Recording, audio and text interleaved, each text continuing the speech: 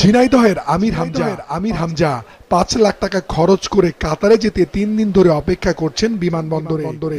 ভিসার মেয়াদ আছে আর ১৩ দিন। ফ্লাইট বন্ধ থাকায় দিন কাটছে তার চরম অনিশ্চয়তায়। আমার জায়গা জমি বিক্রি করে আমি ৫ লাখ টাকা জোগাড় করে কাতার যাচ্ছিলাম। তো এখন আমার ভিসার মেয়াদ আছে ১৫ দিন। তো এখন আমি কি করব? আমার তো উপায় নেই কিছু। কালকে থেকেই এখানে ঘোরাফেরা করতেছি, কোনো লাভ হচ্ছে না। ইরানে যুক্তরাষ্ট্র ইসরায়েল সামরিক অভিযানের কারণে মধ্যপ্রাচ্যের বিভিন্ন দেশের আকাশসীমা পুরোপুরি ও আংশিক বন্ধ থাকায় এমন ভোগান্তিতে পড়েছেন অনেক বাংলাদেশি। সুনামগঞ্জ থেকে ৮-১০ হাজার টাকা খরচ করার পরে এখন বলতেছে ফ্লাইট হবে না। সৌদি আমি তো দুবাই হইয়া যাবো, তো দুবাই তো ভাই মনে হয় সম্ভবত বন্ধ ফ্লাইট। আজ আরো ৩৯টি সহ ৩ দিনে বাতিল হয়েছে ১০২টির মতো ফ্লাইট। আটকা পড়েছেন অন্তত ২০,০০০ যাত্রী। ফ্লাইট বাতিল হওয়ার বিষয়টি আগে না জানায় আজও বিমানবন্দরে এসে দুর্ভোগে পড়েন অনেকে।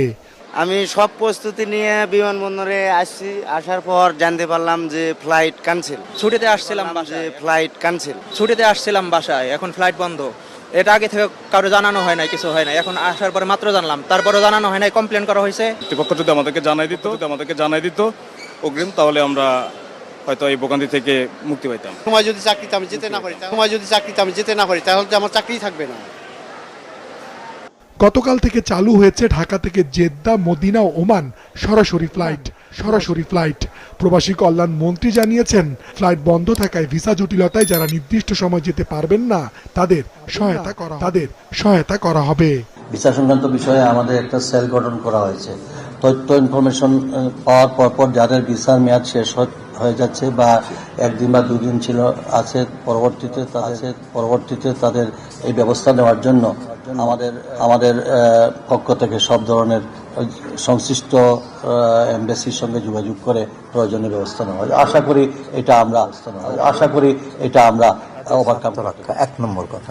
আর আমরা মনে করি না যুদ্ধ বা সংঘাত কোনো সমাধান।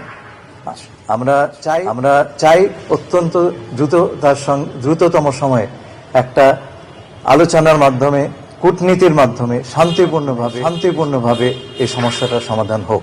এদিকে হামলায় আরব আমিরাত ও কুয়েতে নিহতদের মরদেহ দেশে আনার ব্যবস্থা করা হবে বলে জানিয়েছে পররাষ্ট্র মন্ত্রণালয়।